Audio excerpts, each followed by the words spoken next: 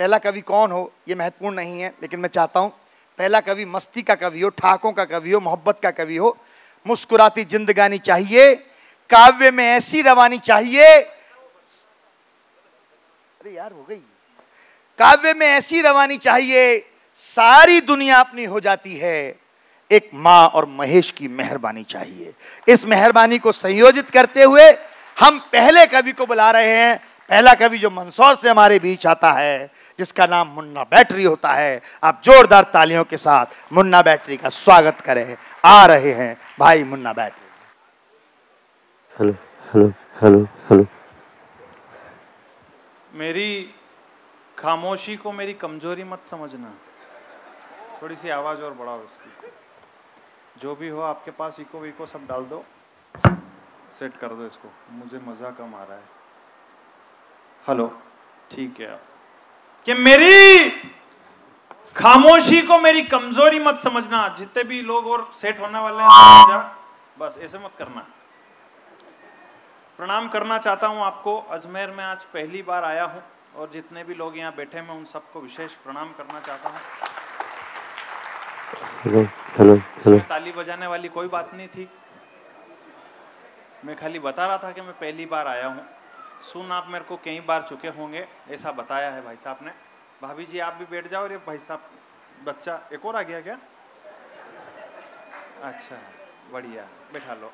एक ही है, इतना डिस्टर्ब करता है इसीलिए है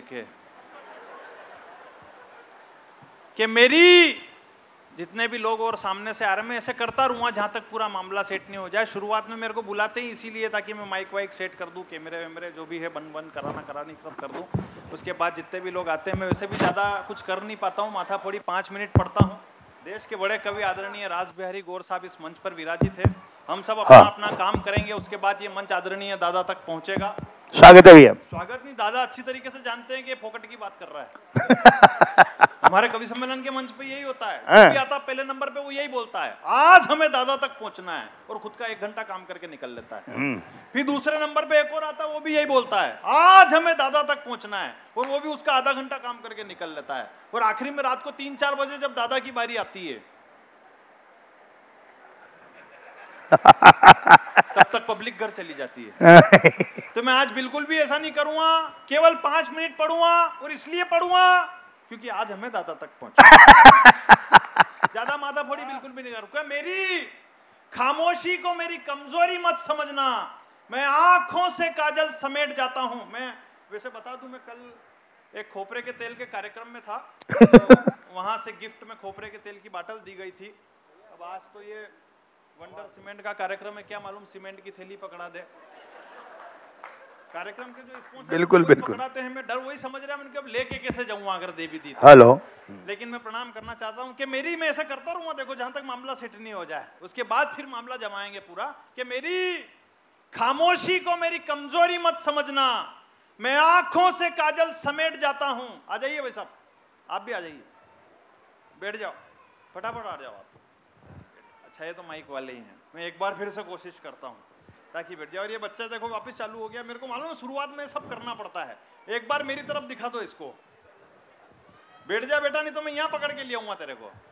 कि मेरी, ये आखिरी बार फाइनल स्टेज, उसके बाद शुरू। देखो भाई साहब को भी लग गया कि निकल ही लेना चाहिए, गलत चयन हो गया आज, बढ़िया है। कि मेरी, आप भी दो जो बीच में खड़े में, सर आप भी बैठ जाए। अच्छा सा पड़ोस देख के आ गई, उनको तो उंगली बता के निकल लिए। जब आई रही थी तो मुझे क्यों देख रहे थे, पहले ही निकल लेते हैं। बढ़िया है, प्रणाम करना चाहता हूँ।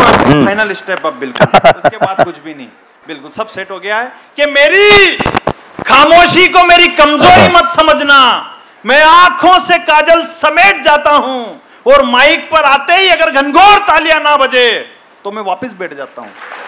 वाह। 1,96,8,53,115 वर्ष पूर्व निर्मित इस सृष्टि के पृथ्वीलोक पर स्थित प्राचीन व ऐतिहासिक देश भारत की पवित्र धरा के इस भूभाग पर विराजित समस्त देशभक्त श्रोताओं को मैं मुन्ना बैटरी अपने दोनों हाथ ऊपर करके प्रणाम निवेदित। वाह वाह वाह।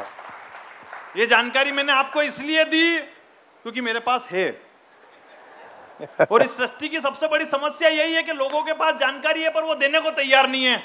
सही कह रहा हूं, मेरे पास ढेर सारी जानकारियां हैं। पीछे जो लोग बैठे हुए हैं वो ये समझ रहे कि आगे अतिथि बैठे हुए हैं, और आगे वाले ये सोच रहे कि अपन टाइम पे आ गए, नहीं तो अपने को भी पीछे ही बैठना पड़ता। ये जानकारियां धीरे बढ़िया है। और सूखा कचरा नीले बॉक्स में डालना चाहिए। 70 साल तक हमसे महत्वपूर्ण राज छुपा कर रखा कांग्रेस वालों ने। और मैं इन बीजेपी वालों को एक ही बात कहना चाहता हूं कि जो लोग कचरे का राज आपको देके नहीं गए, उनसे काले धन का राज क्या बिल्ला ले लोगे? जानकारी ही नहीं लोगों को। मेरे पास ढेर सारी जानकारी, लेकिन मैं आपको एक जानकारी दे दूं। आप सब ये बंद कर दो भाई साहब, जितने भी मोबाइल हैं मेरे भरोसे का। यहाँ लोग यही करते हैं, यहाँ से मेरा वीडियो उतार के जाते हैं, फिर जाके गर्लफ्रेंड को बताते हैं ना, उनकी फ्रेंड रिक्वेस्ट मेरे पास आ जाती है। अगला तो खुद ही न्यूट्रल हो जाता। मतलब क्या है अपने को? ऐसा आदमी एक तो जीवन में समस्या ऐसी आ गई, यहाँ बैठे यहाँ पे भी जागृत नहीं बैठे हैं। यहाँ काय के लिए आए? अपन कवि सम्मेलन सुनने के लिए आए, वीडियो उतारने के लिए आए। वीडियो उतारने के लिए उनको खड़ा कर रखा कि नहीं कर रखा? उनका काम आप क्यों कर रहे हो? वो आपका काम कर रहे हैं क्या यहाँ ताली बजा के? वो उनका काम कर रहे हैं क्या नहीं कर रहे हैं?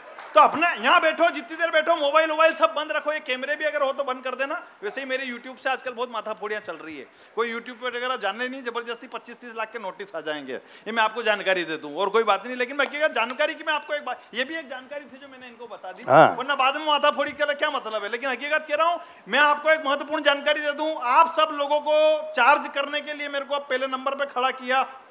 मैं पूरी कोशिश करूंगा कि आप सबको चार्ज कर दूं, लेकिन नहीं कर सका तो भी आप मेरा कुछ नहीं बिगाड़ सकते, क्योंकि मैं मंदसौर से आया हूं। मंदसौर का नाम मंदोत्री के नाम से पड़ा है। मंदोत्री रावण की बीबी थी और रावण मेरे फोफा जी लगते हैं। बहुत बढ़िया। जिनको मारने के लिए भगवान श्री राम को भी धरती पर जन्म लेना पड़ा, तो आप किस खेत की मूली हो?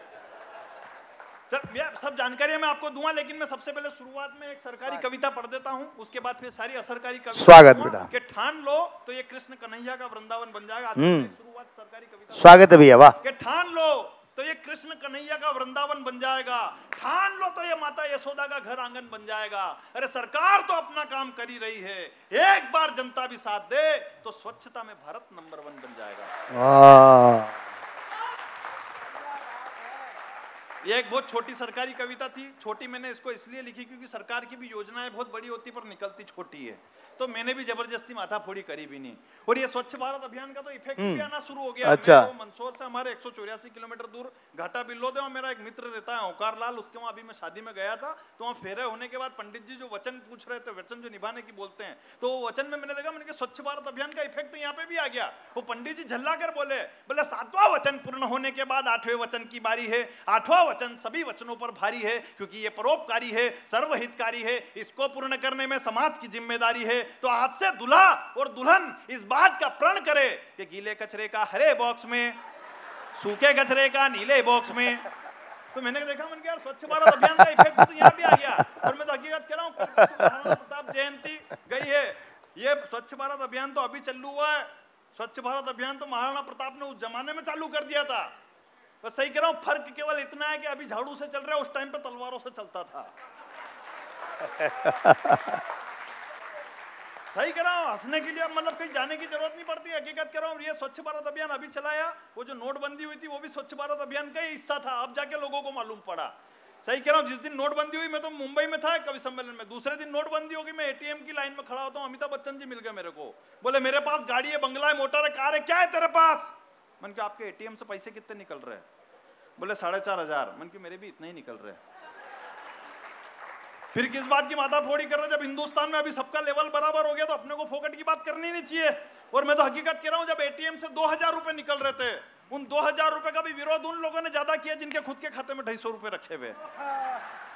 और तालियां तो इस बात पे बजाना कि 250 भी उनके नहीं थे, गवर्नमेंट ने पहुंचाए थे टंकी की सब्सिडी के।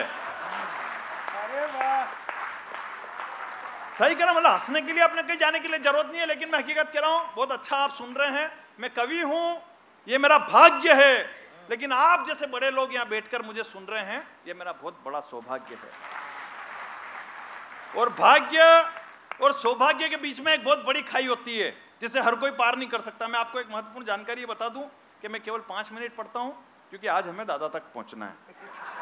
ज्यादा मैं बिल्कुल भी नहीं आपके प्राण पीऊंगा। मैं हकीकत कह रहा हूं, भाग्य और सौभाग्य के बीच में एक बहुत बड़ी खाई होती है जिसे हर कोई पार नहीं कर सकता है। किसी आदमी का भाग्य तगड़ा हो, पर यह जरूरी नहीं कि उसे सौभाग्य में बदल दे। शुरू होता हूं पाकिस्तान से, हिंदुस्तान आता हूं, आपकी तालियां देखना चाहता हूं कि वो शरीफ बना बदमाश तो कुर्सी को छोड़ सटकना पड़ा, राहुल से करी दोस्ती तो अखिलेश को फिर लटकना पड़ा, लालू फंसे भंवर में तो नीतीश को हाथ झटकना पड़ा, और शशिकला को मिली सत्ता तो पहले ही जेल भटकना पड़ा।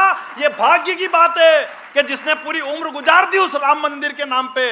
राम जी तो खुद राष्ट्रपति बन गए ना, अडवाणी जी को करेले का जूस घटकना पड़ा। भाग्य आदमी का जरूरी थोड़े, आदमी भाग्य के साथ सौभाग्य में बदलने के लिए बहुत तगड़ी मार्केटिंग चाहिए, और भाग्य के साथ सौभाग्य में बदलने की मार्केटिंग भी तगड़ी होनी चाहिए। मार्केटिंग का मतलब आप समझ गए ना, जैसे आजकल वो पूरे हिंदुस्तान में मोबाइल वालों की चल रही कि नहीं चल रही आजकल। इधर देखो तो इतना बड़ा वीवो का बोर्ड लगा हुआ, उधर देखो तो इतना बड़ा ओप्पो का बोर्ड लगा हुआ। मेरे शहर में तो एक मोबाइल वाला ज्यादा ही भावुक हो गया, उसके घर पे गया मैं तो 2 बच्चे खेल रहे। मैंने कहा बेटा नाम क्या है? बोले वीवो। दूसरे से पूछा तो बोले ओप्पो। मैं अंदर जाके बैठा तो भाई साहब खुद चाय की ट्रे लेकर आए। मंच को आजकल भाभी जी नजर नहीं आ रही है, बोले वो तो पियर गई हुई है। मैंने कहा क्यों? बोले अब सैमसंग आने की तैयारी है। इतनी मार्केटिंग तगड़ी चल रही है, हकीकत कह रहा हूं। मतलब सही है, भाग्य को सौभाग्य में बदलने के लिए बहुत काम चल रहा है। जैसे राहुल जी पूरे हिंदुस्तान में घूम रहे, उनका सौभाग्य पलट ही नहीं पा रहा। उत्तर प्रदेश में गए थे, खाट लेके घूमते फिर रहे थे, जबकि टाइम डबल बैठ के पलंग का चल रहा है। ढंग के टाइम पे ढंग का काम करो ना, मतलब क्या है यार, होता नहीं कुछ उनसे। सही कह रहा हूं। अच्छा, उनको कुछ तो भी बोल देते हैं। अभी वो कह रहे थे, कल परसों उन्होंने कह दिया कि वो सिकंजी वाला पहले कोको कोला वाला पहले सिकंजी बनाया करता। यही बात हुई। कल से तो वो ये भी कह देंगे कि मुन्ना बैटरी पहले बैटरी बनाया करता था। सही है, कुछ भी कह सकते हैं वो तो। अच्छा वो खुद नहीं कहते, उनको जो लिख के देते थे वो कह देते हैं। अभी थोड़े दिन पहले उन्होंने कह दिया था हम पांडव हैं और बाकी सब कौरव है। यही कहा था ना उन्होंने, राहुल जी ने कह दिया हम पांडव हैं बाकी सब कौरव है। तो बीजेपी वाले पीछे पड़े उनके, बोले कैसे कह दिया आपने पांडव, कैसे कह दिया आपने पांडव। तो फिर उन्होंने सोचा कि यार क्या कह दिया मैंने। तो उन्होंने वो लिखने वाले से बोले क्या खिलवा दिया रहते ने मेरे से, कौन है ये पांडव? बोले सर ये महाभारत का एक पात्र है। सुनना भाई साहब, नई बात बता रहा हूं, ये पांडव महाभारत का एक पात्र है। बोले नहीं, मुझे दिखाओ कौन है ये पांडव। तो उनको महाभारत का एक सीन दिखाया गया राहुल जी को। अब संजोग से सीन भी वही चल गया, इधर पांडव बैठे हुए, इधर कौरव बैठे हुए, एक साड़ी खींच रहा, ऊपर से भगवान साड़ी दे रहे। तो उन्होंने देख के और झल्ला गया बिल्कुल गुस्से में, बोले क्या दिखा रहा हो मेरे को? एक स्त्री की साड़ी खोली जा रही है और ये 5 मूर्ख बैठे हुए हैं, कुछ करते क्यों नहीं है ये?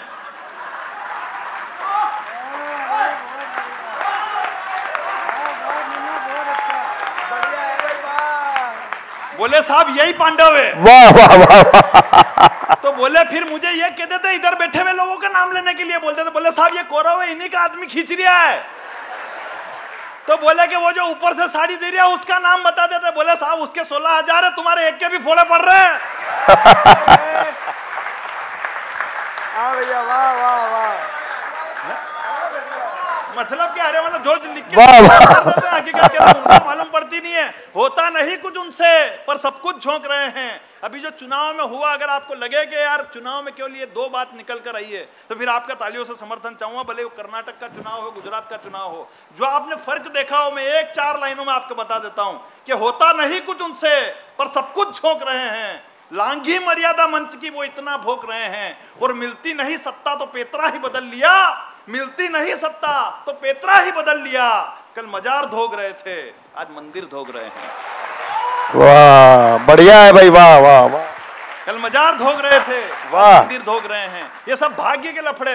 अब उनका भाग्य बदलता ही नहीं है, क्या करे? जवानी की बदली बुढ़ापे में बरस गई, मीडिया की गोरी राजनीति के गले लिपट गई, किस्मत के फोड़े देखो, राहुल जी कुमार रहेगा और दिग्गी राधा से छोरी पड़ गई।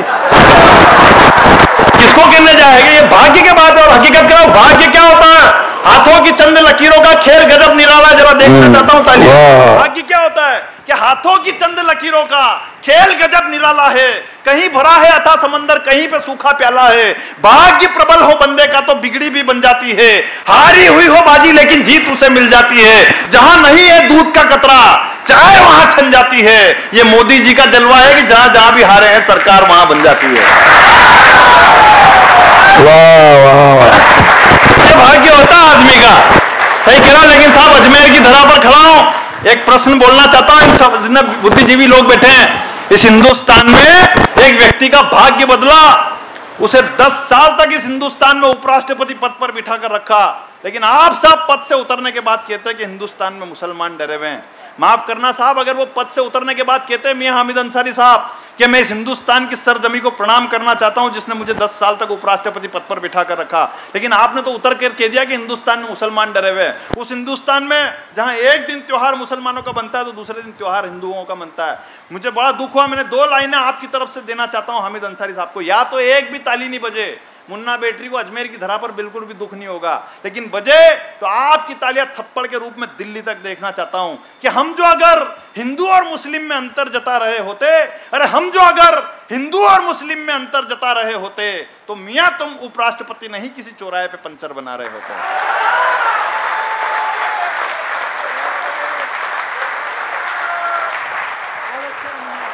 भाई वाह। भले हिंदुस्तान में अभिव्यक्ति की आजादी के नाम पे जिसको जो मर्जी पड़े वो बोल देता, उठा के जिसको जो मर्जी पड़े वो काम कर रहा है। वो दिल्ली में बैठा हुआ एक फर्जीवाल, उसको अब देश की सेना से सबूत चाहिए। सबूत चाहिए तो बॉर्डर पे जा, या तो तेरे को मिल जाएगा या उनको मिल जाएगा।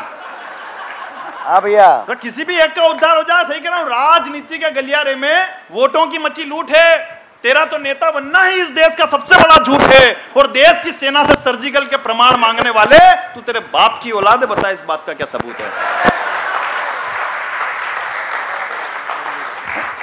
अच्छा, ऐसा उल्टा सीधा क्यों बोल रहे हैं? वैसा नहीं बात सुनना है। ऐसा उल्टा सीधा क्यों बोल रहे हैं हिंदुस्तान में? क्योंकि उनको बड़ा बनना है। अपने यहाँ का ट्रेंड है, अगर आप सीधा बोलो, हम सब सीधा बोल रहे हैं, हमें कोई दिखाने को तैयार नहीं टीवी पे, लेकिन अगर कोई उल्टा सीधा बोल दे उसको कल टीवी पे दिखाना शुरू कर देंगे। अपने यहाँ यही है। और अपने तो एक बचपन से ब्रह्म वाक्य बताया गया है कि मारने वाले से बचाने वाला बड़ा होता है। यही बात बताई गई अपने को बचपन से कि मारने वाले से बचाने वाला बड़ा होता है। तो पूरे हिंदुस्तान में लोगों ने देखा कि यार बड़ा बनने के लिए क्या करना पड़ेगा, बोले किसी न किसी को बचाना पड़ेगा। तो पूरे हिंदुस्तान में भिड़ गए लोग एक दूसरे को बचाने के लिए। पत्थरबाज आतंकवादियों को बचाने में लग गए, हुर्रियत वाले पत्थरबाजों को बचाने में लग गए, महबूबा सरकार बचाने में लग गई, सरकार नीतीश कुमार को बचाने में लग गए, नीतीश कुमार बिहार को बचाने में लग गए, बिहारी लालू प्रसाद को बचाने में लग गए, लालू प्रसाद बेटे को बचाने में लग गया, बेटा कुर्सी को बचाने में लग गया, कुर्सी नेताजी को बचाने में लग गई, नेताजी साइकिल बचाने में लग गए, साइकिल कांग्रेस को बचाने में लग गई, कांग्रेस राहुल गांधी को बचाने में लग गई, राहुल गांधी रॉबर्ट वाड्रा को बचाने में लग गए, रॉबर्ट वाड्रा प्रॉपर्टी बचाने में लग गए, प्रॉपर्टी वाले टैक्स बचाने में लग गए, टैक्स वाले नोट बचाने में लग गए,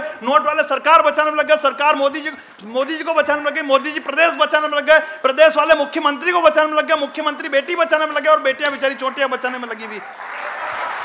फटाफट फटाफट। हाँ भैया, वाह वाह वाह, बहुत बढ़िया बहुत बढ़िया, वाह। लेकिन तालियां तो अब देखना चाहता हूं कि इस देश में मात्र सैनिक ही है जो अपनी जान देकर इस देश को बचाने में लगा हुआ है। बढ़िया बात है भैया, वाह वाह वाह वाह वाह। वरना हम तो वो लोग हैं चाइना का विरोध भी चाइना के मोबाइल से कर रहे हैं। सही कह रहा हूं, अभी पिछले 4 महीनों से पूरे हिंदुस्तान में चिल्ला रहे तो लोग, चाइना का माल मत खरीदो, उसकी अर्थव्यवस्था बिगाड़नी है, चाइना का माल मत खरीदो, उसकी अर्थव्यवस्था कैसे बिगड़ती है। माहेश्वरी लोग मेरे सामने बैठे हुए हैं, इनसे ज्यादा कौन समझेगा सामने वाले की अर्थव्यवस्था कैसे बिगड़ती है? पूरे हिंदुस्तान में चिल्ला रहे लोग, चाइना का माल मत खरीदो, उसके मैं एकमात्र ऐसा कवि हूं पूरे हिंदुस्तान में जो उल्टा बोल रहा हूं कि खरीदो, और इतना खरीदो कि वहां पे कुछ भी नहीं बचे, और जब पेमेंट देने की बारी आए। हाँ भैया, वाह वाह। ऐसे बिगड़ती सामने वाले की अर्थव्यवस्था। माल मंगा लो और पेमेंट मत दो तो सामने वाले की अर्थव्यवस्था तो वैसे ही बिगड़ेगी कि नहीं बिगड़ेगी? मतलब अपने यहाँ शादी ब्याह होते कि नहीं होते? शादी ब्याह होते ना अपने यहाँ पे, कितना खर्चा करते हैं अपन? 10 लाख 20 लाख 25 लाख रुपया खर्चा कर देते हैं, और जब 20-25 दिन बाद जब वो टेंट वाला पेमेंट लेने आता है, पिताजी तो अभी जयपुर गए हुए हैं, आएंगे तो फिर आपका हिसाब करते हैं। तो अपने भी यही काम करो, वहां से ढेर सारा माल मंगा लो, और जैसे ही वो बोले पेमेंट, मोदी जी तो अभी अमेरिका गए हुए हैं, हाँ भैया, आएंगे तो फिर आपका हिसाब करते हैं, और हो सकता है वो कभी वहां से वहां कोरिया भी निकल जाए। मतलब अपने तो खुद की रानी रोने खत्म नहीं हो रहे। क्या पाकिस्तान ने इनकी फोकट की बात करे अपन चाइना की? अपने हिंदुस्तान की रानी रोने खत्म नहीं हो रहे अपने से। जितने लोग यहाँ बैठे, हर आदमी के भेजे में कुछ न कुछ समस्या फंसी पड़ी। इधर बैठे इनके समस्या, इधर बैठे इनके समस्या, पीछे खड़े हुए उनके अलग समस्या, और सबके समस्या एक जैसी। अपने तो पूरे हिंदुस्तान में दूध पतला आ रहा, लड़का बिगड़ता जा रहा, लोग पैसे खा गए, घर फोफा जी आ गए, जग्गू की शादी में जाना, खोपरा बाग उठा के लाना, बैंकों की किस्तें भरनी, माथे में डाई करनी, गट्टू के कटिंग करानी, पिताजी के बीड़िया लानी, बिजली का बिल ज्यादा आ रहा, छोरा 10वीं में फेल होता जा रहा, सुबह नल भी आएंगे, कचरू के मौसर में कौन कौन जाएंगे, गाड़ी एवरेज नहीं दे रही, घर वाली वापस नहीं आ रही, लाइटें घड़ी घड़ी जानी, गर्लफ्रेंड शादी का मौका ही नहीं दे रही। हाँ भैया बहुत बढ़िया भाई, वाह वाह वाह। आपने खुद की माता फुड़िया खत्म नहीं हो रही क्या? बाबा दूसरे की देशों की बात करे, सही कह रहा हूं, मैं तो हकीकत कह रहा हूं। एक टिप्पणी पर फिर मस्ती देखना चाहता हूं आपकी। अपने घर की माता फुड़िया खत्म नहीं हो रही है। बेटा अगर नालायक हो तो दिल्ली में मां परेशान, और बेटा ज्यादा समझदार हो तो यूपी में बाप परेशान है। सही कह रहा हूं, षड्यंत्रों की दोसर पे जब खून का रिश्ता हार गया, एक शकुनी महाभारत का फिर से बाजी मार गया। राजनीति के दंगल में या नहीं किसी की यारी है, इतिहास उठाकर पढ़ लेना, सत्ता अपनों पर भारी है। बढ़िया भाई, वाह वाह वाह वाह वाह वाह वाह। इतिहास उठाकर पढ़ लेना, सत्ता अपनों पर भारी है। एक बूढ़े बरगद की छांव में बबूल ये कैसे जाग गया? तालियां देखना चाहता हूं कि एक बूढ़े बरगद की छांव में बबूल ये कैसे जाग गया? बाप ने दिया था हेलीकॉप्टर, बेटा साइकिल लेकर भाग गया। भैया वाह वाह, आ जाओ बस बस। बिल्कुल मैं वही करूंगा, टेंशन ही मत लो, मेरे को तो सब याद है। और मैं एक आपको बहुत हकीकत कह रहा हूं, मैं अपने घर की माता फुड़िया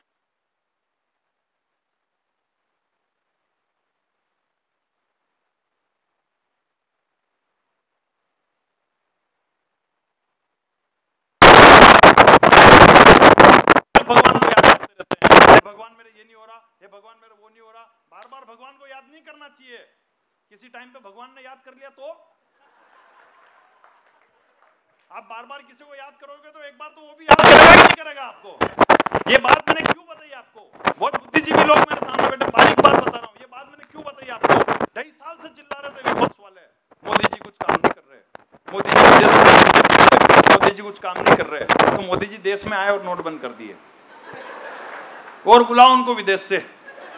इससे तो बाहर घूम रहे थे जो ज्यादा ठीक था। सही कह रहा, लेकिन समस्या है। लेकिन समस्या अगर आपके बीच में रख दूं, जीवन की अगर सबसे साक्षात समस्या आपके बीच में रख दूं, ज्यादा माथाफोड़ी बिल्कुल भी नहीं करूंगा, क्योंकि आज हमें दादा तक पहुंचना है।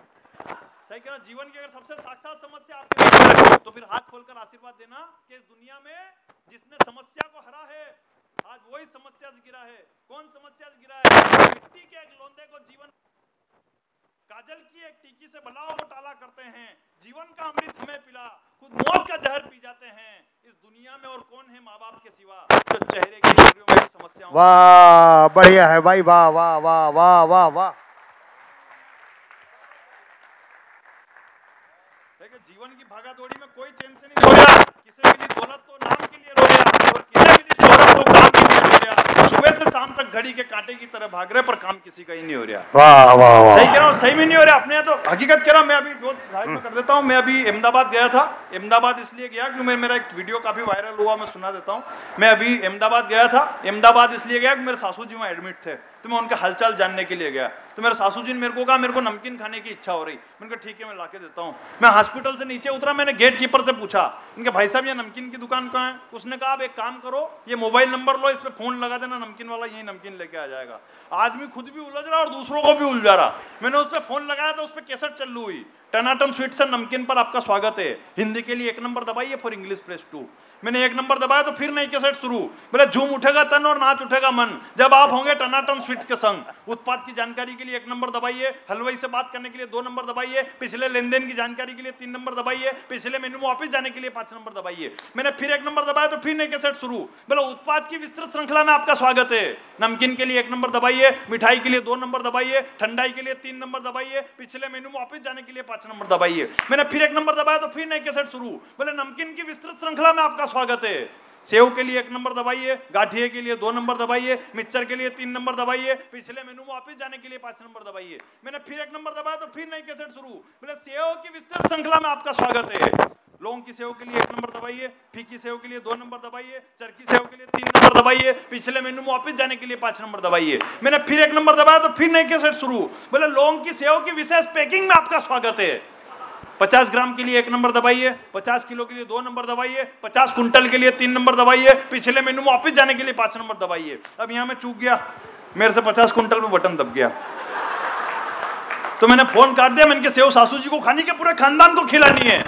तो मजे तो आप लेना बिंदास ताली बजा के। फोन सामने वाले का आया, बोले भाई साहब अभी अभी किसने ना इस नंबर से 50 कुंटल सेव बुक करी है। उनका किसने करी? बोले नंबर यही था। उनका देखो ऐसा है, ये फोन मेरे 15 भाई चलाते हैं, आपको किससे बात करनी? बोले जिसने अभी फोन लगाया था उससे बात करने के लिए क्या करना पड़ेगा? उनका तू सुन, हीरालाल से बात करने के लिए 1 नंबर दबाइए, पन्नालाल से बात करने के लिए 2 नंबर दबाइए, बसंतीलाल से बात करने के लिए 4 नंबर। वाह वाह वाह वाह वाह वाह, ये थे भाई, ये मजा आया।